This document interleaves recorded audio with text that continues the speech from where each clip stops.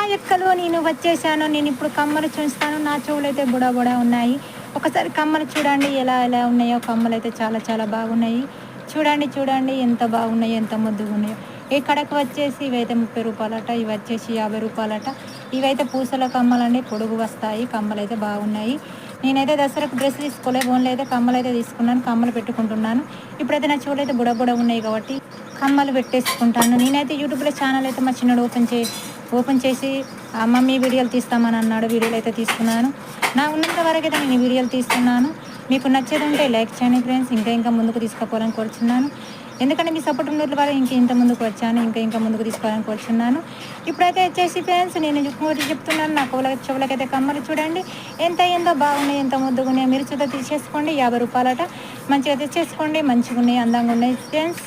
చాలా చాలా అందరూ బాగుండాలి. నా ఛానల్ చూసే వాళ్ళందరికీ చాలా చాలా ధన్యవాదాలు. బాయ్. మరి